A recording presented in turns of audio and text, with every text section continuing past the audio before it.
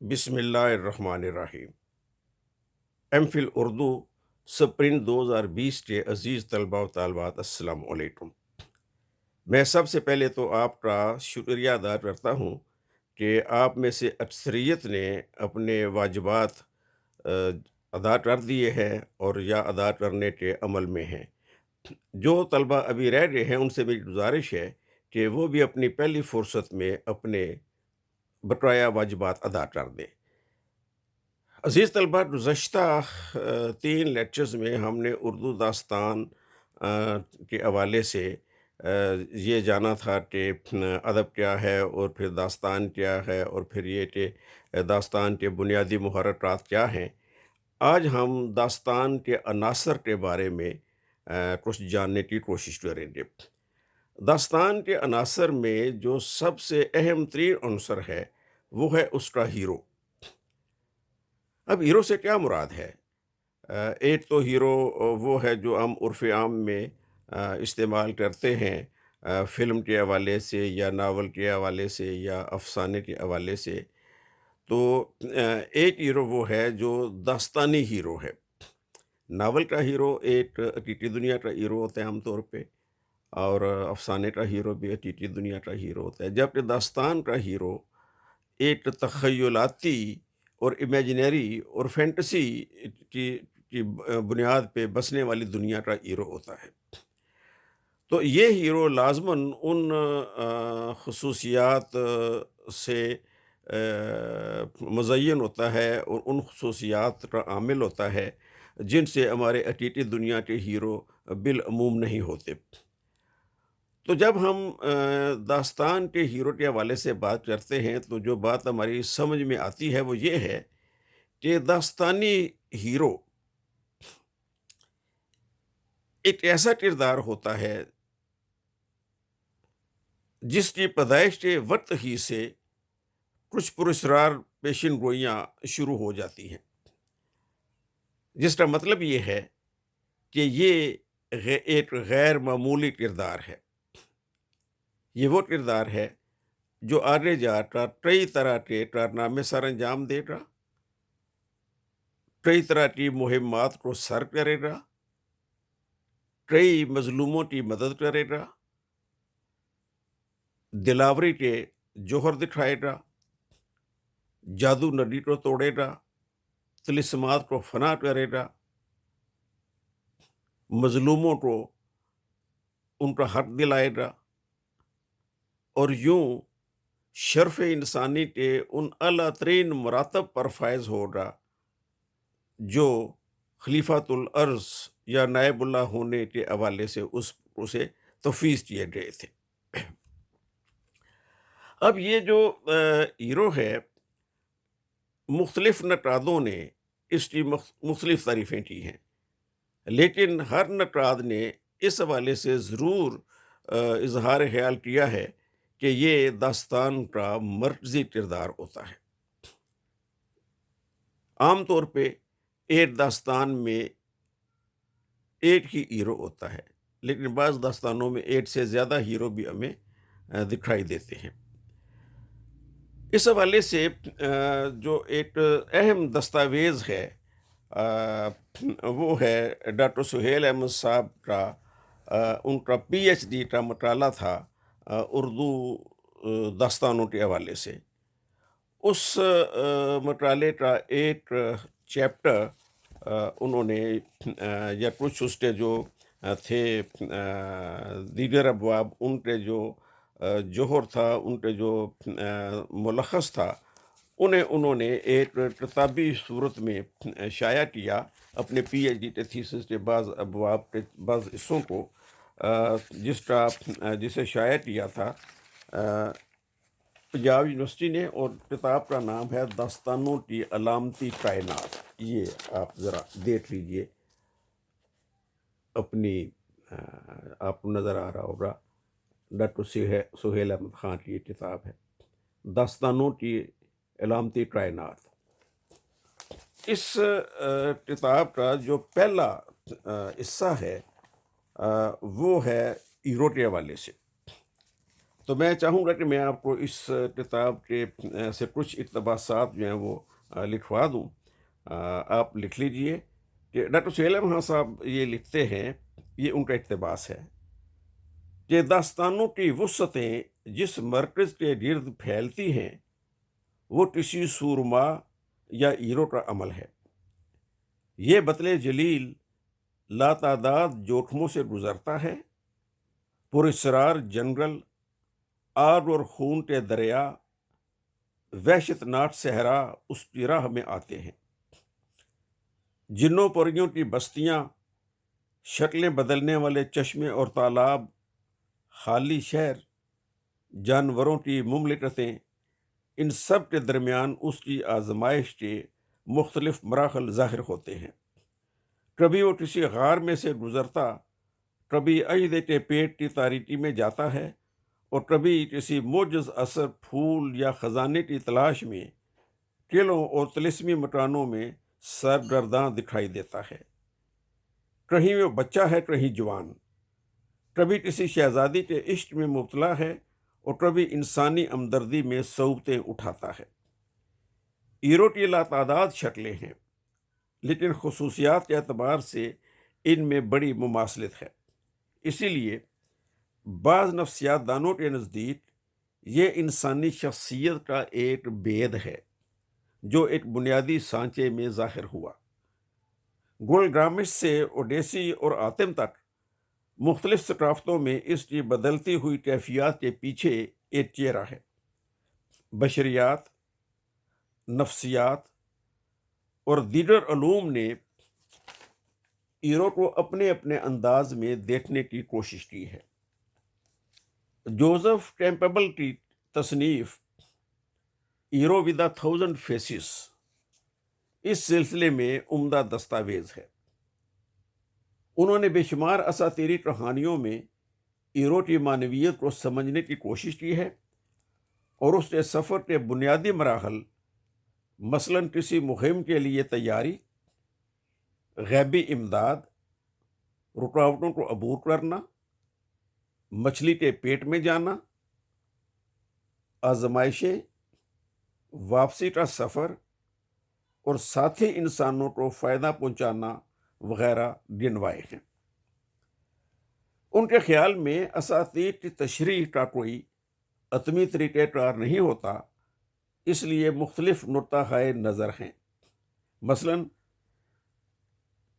اب انہوں نے کچھ لوگوں کے آگے بیان دیے ہیں، وہ طویل بیان ہے، میں ان میں سے آپ کو صرف ان کے اقتباسات کے حوالے سے تلخیص کرتے میں بتا دیتا ہوں۔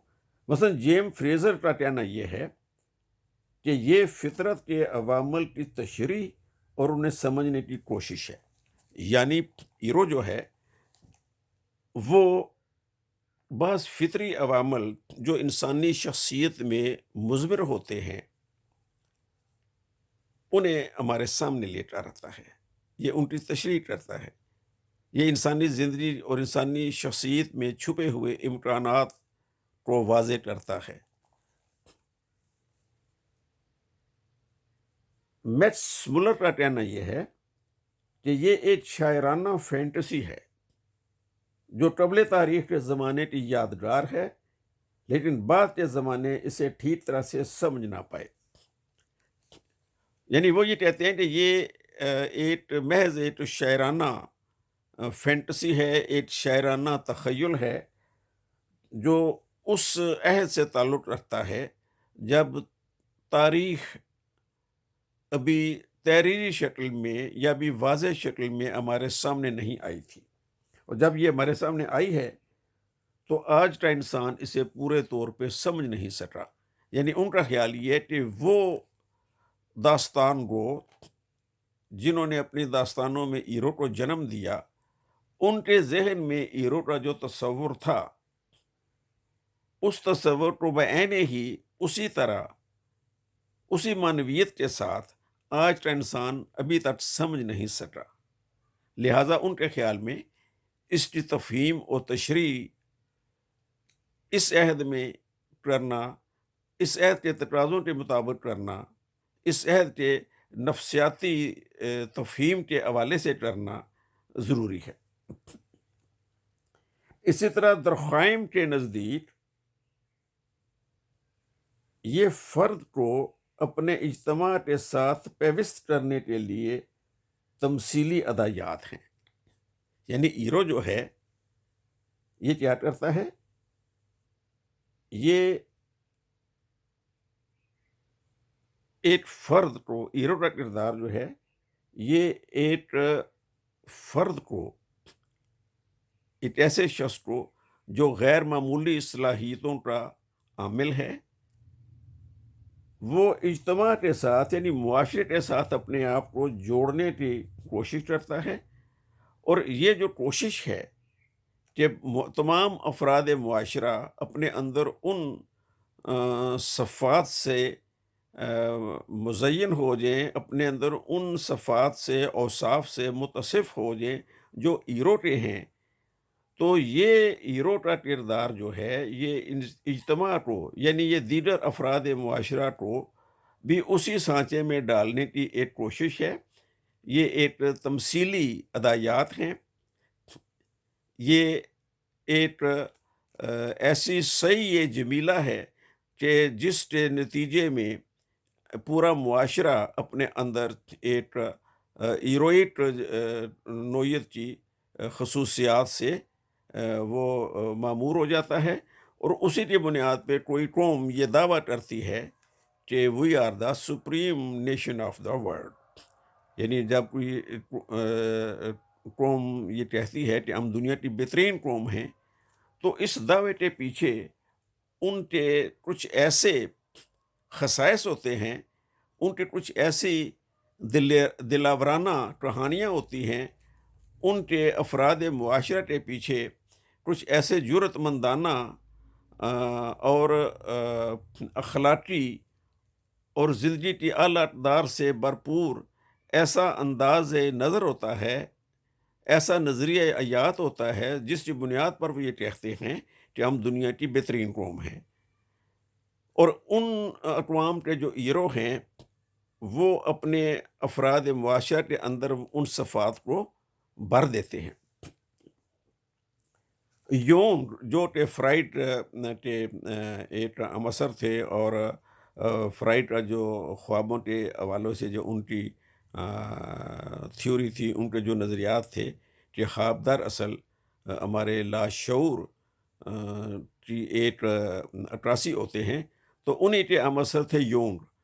تو یونگ نے جو ہے وہ کہا کہ ہاں، خواب جو ہیں یہ صرف ایک فرد ہی کا لاشعور کا نتیجہ نہیں ہوتے، بلکہ ہر قوم کا ایک اجتماعی لاشعور بھی ہوتا ہے. انہوں نے اپنے کتب میں اپنے اس نظریے کی بہت وضاحت سے اس کی اپنے نظریے کی تائید کی اور اسے بیان کیا. تو ان کا کہنا یہ تھا کہ ایک تو انفرادی لاشعور ہوتا ہے اور ایک اجتماعی لاشعور ہوتا ہے. تو وہ یہ کہتے ہیں کہ یہ اجتماعی خواب ہے جو انسانی سائیکی کی گہرائیوں میں پوشیدہ مثالی تقاضوں کا ترجمان ہے. کہ ایرو جو ہے یہ تمام اقوام عالم کا، تمام باشندگان عالم کا ایک اجتماعی خواب ہے. یعنی ہر قوم جو ہے اپنے اندر کسی نہ کسی ایرو کو پوجنا چاہتی ہے، کسی نہ کسی ایرو کے وجود کو تسلیم کرنا چاہتی ہے، اور پھر اس ہیرو کی تائید میں، اس ہیرو کی تقلید میں، اس ہیرو کی پیروی کرتے ہوئے یہ چاہتی ہے کہ اقوام کے جو دیگر افراد ہیں، اس قوم کے جو دیگر افراد ہیں، وہ بھی اپنے ہیرو جیسی صفات کے حامل ہوں. تو یہ کہتے ہیں کہ یہ اجتماعی خواب ہے ہیرو جو انسانی سائیکی کی گہرائیوں میں پوشیدہ مثالی تقاضوں کا ترجمان ہے. یعنی جن صفات سے ہیرو متصف ہوتا ہے، اس قوم کے تمام افراد جو ہیں انہیں انہی نوعیت کے صفات سے معمور ہونا چاہیے. تو ہیرو جو ہے اسی لیے اس ایک ہیرو یا ہیرو نما شخص کو اسی لیے وہ اتنی دلچسپی سے پڑھتے ہیں، اتنی دلچسپی سے سنتے ہیں، اسی لیے ہیرو کو وہ اپنا آئیڈیل مانتے ہیں کہ وہ لاشعوری طور پہ خود بھی ویسا ہی بننا چاہتے ہیں۔ تو ان کا کہنا یہ ہے کہ یہ ایک اعتبار سے اچھا ہے کہ انسان کی جو اجتماعی سائیکی ہے وہ زندگی کے اعلیٰ اقدار کو اپنانے پر آمادہ ہوتی ہے۔ تو اسی جو اس ہیرو کے حوالے سے جو دیگر لوگ ہیں جو نٹراج ہیں، ان میں ایک ٹمار سوامی بھی ایک اہم نٹراج ہیں۔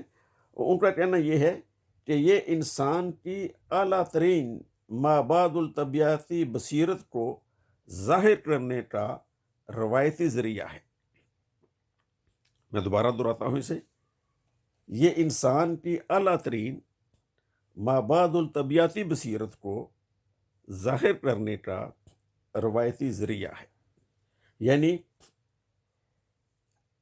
انسان کی شخصیت میں روحانی اعتبار سے اور مابعد الطبیعتی اعتبار سے جو عظیم تر صفات موجود ہوتی ہیں، ہیرو کے ذریعے ہم ان صفات کو، اس بصیرت کو سمجھنے کی کوشش کرتے ہیں۔ ہیرو ایک روایتی انداز میں ان باتوں کو ہم تک منتقل کرنا چاہتا ہے۔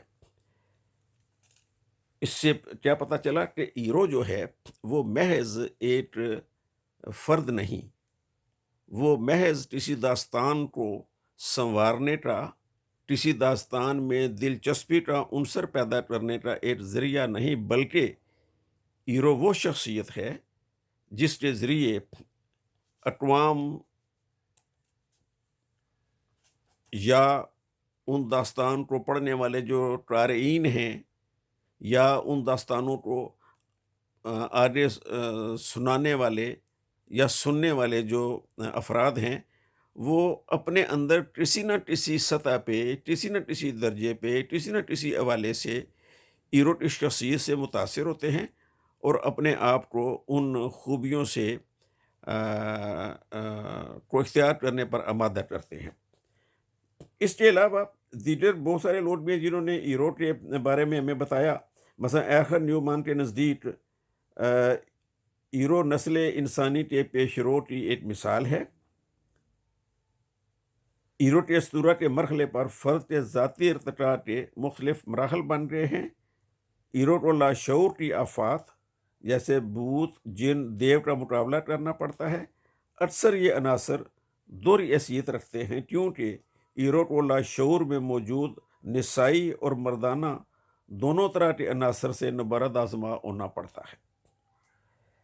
عزیز طلبہ، یہ ایک بہت اہم اور پھیلا ہوا موضوع ہے جس کے لیے میں چاہوں گا کہ آپ 2-3 کتابوں کا مطالعہ ضرور کریں۔ ایک تو جیسے میں نے آپ کو یہ بتایا کہ داستانوں کی علامتی کائنات، یہ آپ حاصل کرنے کی کوشش کیجیے۔ یہ میرا خیال ہے کہ آپ کو یہ نیٹ پر میسر ہو جائے گی۔ اس کے علاوہ ایک اور کتاب ہے منتخب ادبی اصطلاحات۔ اس کے آخر میں داستان، ضمیمے کے آخر میں داستان کے حوالے سے ایک ہیرو کے حوالے سے بات کی گئی ہے، وہ بھی آپ دیکھ لیجئے۔ مثلا اس میں وہ کہتے ہیں کہ داستانوں میں کوئی صاحب قرآن مرکزی حیثیت رکھتا ہے۔ یہ ایک یار اس کا ساتھی یا دوست ہوتا ہے، دونوں مل کر طرح طرح کی مہمات سر کرتے اور طلسمات توڑتے ہیں۔ داستان میں حقیقی دنیا اور خیالی دنیا گلی ملی ہوتی ہے، بلکہ یہ کہنا چاہیے کہ داستان گو اپنے تخیل اور زور بیان سے ایک نئی دنیا وجود میں لاتا ہے۔ وہ آگے جا کر لکھتے ہیں کہ ادبی صنف کے طور پہ داستان کی حیثیت متعین کرنے کے لیے ابھی بہت کام ہونا باقی ہے۔ یعنی بحثیت مجموعی داستان پہ اور عمومی طور پہ ہیرو کے حوالے سے ابھی بہت کام کرنے کی ضرورت ہے۔ اسی طرح ایک اور بہت اہم کتاب ہے، یہ میں چاہوں گا کہ جیسے بھی ممکن ہو آپ یہ کتاب نیٹ سے ڈاؤن لوڈ کر لیجئے۔ اس کا نام ہے ویواز ڈکشنری آف لٹریری ٹرمز، یہ آپ دیکھ لیجئے۔ تو میں چاہوں گا کہ یہ کتاب بھی آپ حاصل کیجئے، اور اس میں ایرو کی جو انہوں نے ڈیفینیشن کی ہے وہ میں آپ کے سامنے پیش کرتا ہوں۔ وہ کہتے ہیں usually the central character in a literary work, a figure directly involved in the main action, one who commands the most interest and sympathy of the reader or audience. When the central character is a woman, she is often called the heroine. The classical hero was a mythological or legendary personage possessing great strength, courage, aided by gods and often believed to be of divine descent. In modern times, the hero is generally a person admired for noble qualities and actions, one who is considered a model or ideal. یہ انہوں نے ایک اس کی عمومی تشریح کی ہے۔ تو عزیز طلبہ، آج کے اس لیکچر میں میں نے آپ کو جو داستانوں کے اہم عناصر ہیں ان میں اہم ترین عنصر ہیرو کے بارے میں بہت اختصار کے ساتھ کچھ بتانے کی کوشش کی ہے۔ داستانوں کا ہیرو ایک ایسا کردار ہے جس کے بارے میں بہت کچھ لکھا گیا، جسے سمجھنے کے لیے علم بشریات کے ماہرین نے، علم نفسیات کے ماہرین نے، ادب کے نقادوں نے، اور تخیلات کی دنیا میں بسنے والوں نے اور تخیلات کی دنیا کو سمجھنے والوں نے، فینٹیسی کی تشریح کرنے والوں نے، ان تمام ماہرین نے اپنے اپنے انداز میں ہیرو کے کردار کی وضاحت کی ہے۔ تو میں یہ چاہوں گا کہ آپ اپنی اگلی اسائنمنٹ کے طور پہ ہیرو کو ڈیفائن کریں اور یہ بتانے کی کوشش کریں کہ کسی داستان میں ہیرو کی اہمیت کیا ہوتی ہے اور کیوں ہوتی ہے، اور یہ کہ کوئی داستان ہیرو کے بغیر کیسے نامکمل یا غیر اہم یا غیر دلچسپ ہو جاتی ہے۔ چلتے چلتے ایک اور کتاب کا حوالہ بھی میں آپ کو دینا چاہوں گا۔ یہ کتاب ہے ابو الاعجاز حفیظ صدیقی کی، اسے مقتدرہ قومی زبان اسلام آباد نے شائع کیا۔ کتاب کا نام ہے کشاف تنقیدی اصطلاحات، ابو الاعجاز حفیظ صدیقی، شائع کردہ مقتدرہ قومی زبان اسلام آباد۔ یہ کتاب آسانی سے آپ کو نیٹ پر مل جائے گی، لیکن یہ ضروری نہیں ہے کہ آپ انہی کتب پر انحصار کریں۔ آپ کو اس حوالے سے کوئی بھی کتاب کسی بھی سورس سے، کسی بھی ذریعے سے میسر آ جائے تو آپ اس میں ہیرو کے کردار کے بارے میں جاننے کی کوشش کیجئے۔ آپ گوگل پہ سرچ کیجئے، انسائکلوپیڈیاز میں دیکھیے، آپ کو بہت سا میٹیریل مل جائے گا۔